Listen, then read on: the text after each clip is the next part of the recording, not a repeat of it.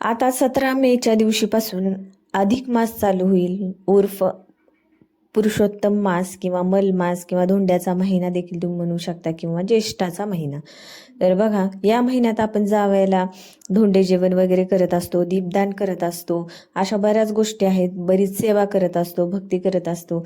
आणि या महिन्यात नाम जप तप दान धर्म पुण्य असे ह्या सगळ्या गोष्टी केल्याचं अनेक अक्षयपटीने आपल्याला पुण्य प्राप्त होत असते. तर आज मी तुम्हाला असे 14 नियम सांगणार आहे, जेणेकरून तुम्ही एक महिनाभरात तुम्हाला जर तुमची इच्छा असेल, स्वशक्ती असेल, स्वइच्छा असेल, तर तुम्ही हे नियम पाळू शकता. आता मी म्हणत नाहीये की तुम्ही सगळेच नियम पाळले पाहिजेत, पण होईल तेवढे नियम पाळण्याचा प्रयत्न करा. आणि तुम्हाला रिक्वेस्ट आहे, बघा, हा 3 वर्षातून एकदाच येणारा महिना असतो, त्यामुळे होईल तेवढी सेवा करण्याचा प्रयत्न करा, होईल तेवढा जप करण्याचा प्रयत्न करा, कारण जपाला खूप महत्त्व असते. आणि या महिन्यात जेवढा तुम्ही जप कराल तेवढे तुम्हाला अक्षयपटीने फल प्राप्त होईल आणि तुमच्या स्वइच्छा पूर्ण होतील. बघा, जेवढ्या तुमच्या मनोकामना असतील ना, तेवढ्या या महिन्यात पूर्ण होऊ शकतात. तेवढ्या इच्छाशक्तीने स्वबळाने तुम्ही जर भक्ती केली किंवा तुम्ही जर जे काही तुम्हाला काम करायचं आहे किंवा ज्या गोष्टी तुमच्या मनोइच्छित इच्छा आहेत त्या जर तुम्हाला बळकट करायच्या असतील किंवा तुम्हाला पाहिजे ते हवं असेल, तरी हा महिना खाली घालवू नका किंवा हा महिना वेस्ट करू नका. नक्की तुम्हाला रिक्वेस्ट आहे, काही ना काही करा. तुम्हाला जर सगळं जमत नसेल तर थोडं तरी करण्याचा प्रयत्न करा. तर बघा, सगळ्यात आधी पहिला नियम आहे तो ब्रह्ममुहूर्तात उठायचा. आता हे मी या आधीच्या व्हिडिओमध्ये सुद्धा तुम्हाला सांगितलेलं आहे की ब्रह्ममुहूर्तात उठणं किती महत्त्वाचं आहे.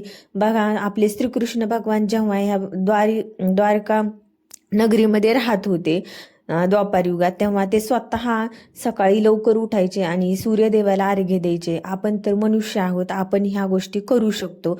तर सकाळी लवकर बघा 4 ते 5 4 ते 4:58 ब्रह्ममुहूर्त मानले जाते. 5च्या नंतर ब्रह्ममुहूर्त राहत नाही. त्यामुळे सकाळी लवकर उठा आणि स्नान करा आणि होईल तेवढा जप करण्याचा प्रयत्न करा. त्यानंतर आहे दुसरा नियम, होईल तेवढा जप करण्याचा प्रयत्न करा. माळ जप, आता तुम्ही जर 11 माळी जप करत असाल तर तुम्ही किमान 2 तरी माळी 2 तरी वाढवा, जेणेकरून तुमची सेवा वाढत वाढत जाईल.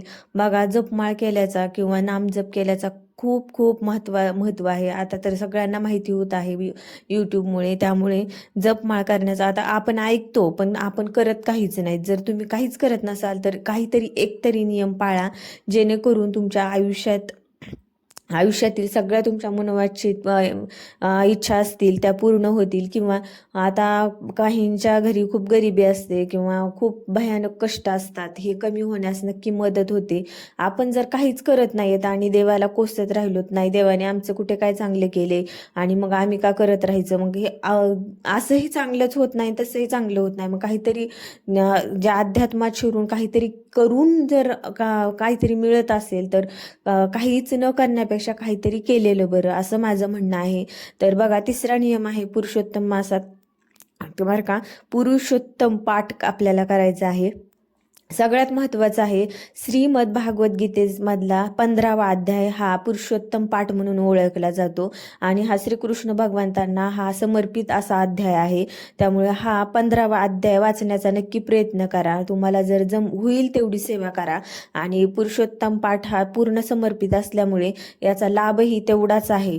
बघा, पुरुषोत्तम हे नाव श्रीकृष्ण भगवंतांना अतिशय प्रिय आहे. त्यामुळे हा जो 15वा अध्याय आहे तो तुम्हाला वाचायचा आहे. जर तुम्हाला भगवद्गीतेचा 15वा अध्याय वाचणं नाही झालं तर भागवताचा जो 10वा स्कंद आहे त्याच्यामधील 14वा अध्याय तुम्ही वाचन करू शकता. आणि या 14वा अध्यायामध्ये स्वतः ब्रह्माजींनी महाविष्णूंची पुरुषोत्तम म्हणून स्तुती केलेली आहे. त्यामुळे हा भागवताचा 10वा स्कंद 14वा अध्याय वाचन पठण करण्याचा प्रयत्न करा. जर काहीच नाही जमलं तर विष्णू सहस्त्रनाम करा. बघा, विष्णू नाम जरा म्हणायला जरा जड जाऊ शकतं, कारण आपल्याला सवय नसते. पण आपल्याला जर करायचंच म्हणलं, आपली जर स्वइच्छा तीव्र असेल तर आपण नक्की करू शकतो. विष्णू सहस्त्रनाम हे खूप महत्त्वाचे मानले जाते आणि याचा लाभही भरपूर आपल्याला होतो. आता बघा, चौथा नियम आहे गोमातेची सेवा आपल्याला भरभरून करायची आहे आणि आपल्याला ही चुकवायची नाही. गोमाता आपल्या भगवान श्री विष्णूंची प्रिय आहे. गोमाता भगवान श्री विष्णूंना खूप खूप आवडते. त्यामुळे या महिन्यात आपण जेव्हा स्वयंपाक बनवतो तेव्हा आता रोजच आपल्याला ती सवयच लागली पाहिजे बरं का. कारण स्वयंपाक बनवायच्या आधी आपण जो स्वयंपाक बनवतो सगळ्या घरच्यांसाठी बनवतो, पण त्याच्या आधी गोमातेसाठी एक नैवेद्य काढणं आणि करून ठेवणं हे खूप महत्त्वाचं मानले जाते. आणि हे फक्त एका महिन्यात म्हणजे अधिक मासातच नाही करायला पाहिजे, तर रोज करायला पाहिजे. आणि हा अधिक मासाचा महिना तर खूप महत्त्वाचा असतो. त्यामुळे नैवेद्य काढून ठेवा गोमातेला. त्यानंतर तिला प्रदक्षिणा घाला. कुठे जिथे असेल तुमच्या, जर दारात गोमाता येत असेल, प्रदक्षिणा घाला, तिला हळदी कुंकू वाहा आणि तिला हिरवा चारा खाऊ घालण्याचा प्रयत्न करा. हिरव्या चाऱ्याचं खूप महत्त्व मानलं जातं. त्यामुळे गोमातेची सेवा ही टाळू नका, नक्की करण्याचा प्रयत्न करा. आणि 5वा नियम आहे कोणालाही, आता आपण घरात सगळे जेवण करत असतो, आता जे मेंबर्स आहेत ते सोडून कोणत्याही एका व्यक्तीला जेवण खाऊ घालू शकतात. जर तुम्हाला रोज नाही जमलं तर शेवटी महिन्याच्या 1-2 दिवस आधी तुम्ही काय करू शकता, 33 लोकांना जेवण खाऊ घालू शकता. हे खूप महत्त्वाचं मानलं जातं. कोणाला पाणी पाजू शकता. तुमच्या घरात खिडकीत किंवा कुठेतरी असे कावळे वगैरे कबूतर बसत असेल त्यांना दाना पाणी टाका. हे खूप महत्त्वाचं मानलं जातं. हे खूप मोठं पुण्य आहे बरं का. त्यामुळे हे करण्याचा प्रयत्न करा. आता 6वा नियम आहे रोज एक वस्तू दान करायची. तुमच्या पात्रतेनुसार आहे बरं का हे. किंवा तुम्ही जी वस्तू दान करत आहात, तुमची इच्छा असेल तर दान करा. आणि बघा, जे व्यक्ती पात्र असेल अशा व्यक्तीलाच दान करा. कोणालाही दान करू शकत नाहीत आपण बरं का.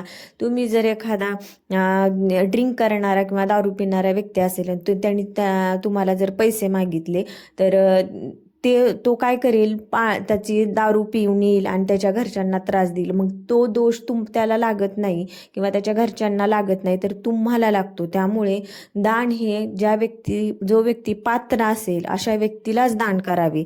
तर ह्या गोष्टी तुम्ही लक्षात ठेवा आणि पात्रतेनुसारच दान करा. आता 7वा नियम आहे तुम्हाला रोज एक दीपदान करायचे आहे. तुम्ही जो तुमच्या देवघरामध्ये दीप प्रज्वलित करता किंवा निरांजन प्रज्वलित करता किंवा तुळशीमध्ये रोज संध्याकाळी तुम्ही दिवा लावत असाल, तुपाचा असो किंवा तेलाचा असो, ते सोडून तुम्हाला एक एक्स्ट्राचा दीप लावायचा आहे. तुम्हाला मी मागच्या व्हिडिओमध्ये सांगितलं होतं की तुम्हाला श्रीकृष्ण भगवंतांना दीपदान कसं करायचे, तर त्यांच्या नावाने एक दीपदान एक्स्ट्रा करा. कारण ना हे दीपदान खूप महत्त्वाचं मानलं जाते. आपल्या पुराणांमध्ये देखील याचं वर्णन करण्यात आलेले आहे. तर 8वा नियम आहे तुम्हाला कोणत्याही एका पवित्र नदीचे स्नान करायचे आहे. आता बघा, आपण आता महाराष्ट्रात इकडे खूप मोठी नदी जरी असली गोदावरी, तरी आपण तिथे जाऊन रोज स्नान करू शकत नाहीत. मग तुम्हाला काय करायचं आहे, गंगा, यमुना, गोदावरी कोणत्याही नदीचं जर तुमच्या घरात जल असेल साठवलेलं, तर ते तुमच्या आंघोळीच्या पाण्यात मिक्स करून तुम्ही स्नान करू शकता. पण हे चुकवू नका. आता ह्या साध्या आणि सरळ आणि सोप्या गोष्टी आहेत. याच्यामध्ये कोणत्याही प्रकारची मोठी गोष्ट नाही आहे की ही तुम्हाला होणारच नाही आहे. त्यामुळे प्लीज ह्या गोष्टी करण्याचा प्रयत्न करा. आता 9वा नियम आहे आता तुळशीची सेवा करायची. आता मी मागच्या व्हिडिओमध्ये पण तुम्हाला सांगितलं होतं तुळशीची सेवा कशी करायची. बघा, तुळशी महात्म्य हे खूप आहे. अधिक महिन्यात तुळशीची सेवा करायचं चुकवूच नका तुम्ही. खूप खूप महात्म्य सांगितले गेलेले आहे. आपल्या पुराणांमध्ये असो, आपल्या वेदांमध्ये असो, तुळशीला खूप खूप महत्त्व आहे. त्यामुळे तुम्ही तुळशीची सेवा सोडू नका. रोज किमान संध्याकाळी तुम्ही तुपाचा दिवा तरी लावत जावा तुळशी मातेला. त्यामुळे हे जे पुण्य आहे ते तुमच्या ओटी पडेल आणि बऱ्याच गोष्टी घरातल्या पण निगेटिव्हिटी असते ती तुळशीला दिव्या लावल्याने निघून जाते. तर बघा, आता 10वा नियम आहे शिवशंकराची म्हणजेच आपल्या श्री भगवंत भोलेनाथाची महादेवाची आपल्याला सेवा करायची, अजिबात सोडायची नाहीये. कमीत कमी तुम्ही जल अर्पण करू शकता. आता बघा आपण 1 तांब्या जल तरी अर्पण करू शकतो आपण महादेवाला. त्यामुळे श्री महादेवांची आपल्याला सेवा करायचं टाळायचं नाहीये. त्यांची भरभरून सेवा करा, कारण हा महिना खूप महत्त्वाचा आहे. भगवंतांना जरी हा श्री विष्णू भगवंतांना महिना समर्पित असला तरी या महिन्यात महादेवाची सेवा करणं ही तेवढंच महत्त्वाचं मानलं जातं. तर आता असंही आपले भगवान भोलेनाथ अतिशय भोले आहेत. ते थोडीशी सेवा केली तरी ते आपल्यावर खुश होतात आणि भरभरून आपल्याला बरंच काही देतात. तर बघा 11वा नियम आहे आपल्याला कथा श्रवण करायचं आहे किंवा कथा वाचन करायचं आहे. भागवत कथा तुमच्या यूट्यूबवर लावून देऊ शकता. ती भागवत कथा ऐका किंवा श्री महादेवांची जी शिवपुराणाच्या कथा असतात त्या ऐका. पण कथा ऐकण्याचा किंवा वाचन करण्याचा, पठण करण्याचा नक्की प्रयत्न करा, कारण हे खूप महत्त्वाचं आहे. त्यानंतर 12वा नियम आहे आपल्याला धामवास करायचा आहे. आता आपण धामवास सगळेच करू शकतील याचं हे नाहीये, पण बघा होईल तेवढं शक्य जर झालं तर कोणताही एक धाम, द्वारिका असो, वृंदावन असो, जगन्नाथपुरी असो, रामेश्वरम असो, बद्रीनाथ असो, हा धामवास करण्याचं महत्त्व आपल्या पुराणानुसार सांगण्यात आलेलं आहे. तर 13वा नियम आहे आपल्याला कोणाचीही परनिंदा करायची नाहीये. बघा आपल्याला कळत न कळत आपण कुणाची ना कुणाची निंदा करत असतो. आता हे आपल्या जीवनाचा भागच झालेला आहे. आपली इच्छा नसताना आपल्याकडून या चुका होतच असतात कळत न कळत. पण आपल्याला होईल तेवढं टाळायचं आहे, कोणाचीही निंदा करायची नाही. बघा तुम्ही जर हे नियम पाळत असाल आणि तुम्ही जर ते कोणाची निंदा करत असाल तर तुम्ही जेवढे नियम पाळलेत किंवा जेवढं पुण्य साठवलेले तेवढं तुम्ही ज्या व्यक्तीची निंदा करत आहात ते पुण्य सगळं त्याला जाईल. त्यामुळे ही गोष्ट नक्की टाळा. आणि त्यानंतर 15वा नियम आहे बघा, रोज आपल्याला 1 तुळशीचं पान श्रीकृष्ण भगवंतांना आपल्याला समर्पित करायचे, अर्पण करायचं आहे. तुमच्या घरात जर बाळकृष्ण असेल त्या बाळकृष्णालाही तुम्ही 1 तुळशीचं पान अर्पित करू शकता. बघा तुळस ही भगवान श्रीकृष्णांना अतिशय प्रिय आहे, त्यांना खूप आवडते आणि कोणताही नैवेद्य ते स्वीकारत नाहीत. जर तुमच्या नैवेद्याच्या ताटात तुळशीचं पान नसेल तर त्यामुळे तुळशीची सेवा पण करा आणि रोज 1 तुळशीचं पान श्रीकृष्ण भगवंतांना अर्पित करा.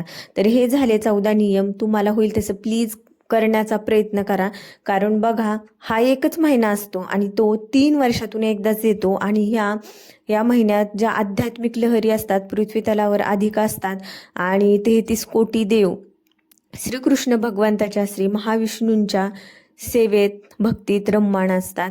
त्यामुळे होईल तेवढं करण्याचा प्रयत्न करा. घरात मला होत नाही, मी जॉबच करते, मला मुलांमुळे जमतच नाही किंवा घरात असे तसे काही ना काही कारणं असतातच, पण तेवढ्या ह्याच्यातून जर तुम्ही अध्यात्म केलं तर घरात बघा तुम्ही फक्त 1च महिना करून बघा तुमच्या घरात किती बदल होतो. तर मंडळी तुम्हाला व्हिडिओ कसा वाटला नक्की सांगा. आपल्या चॅनलला सबस्क्राईब करा आणि भेटूयात नंतर अशाच एका नवीन व्हिडिओसोबत माहितीसह. तोपर्यंत धन्यवाद. रामकृष्ण हरी. श्री स्वामी समर्थ.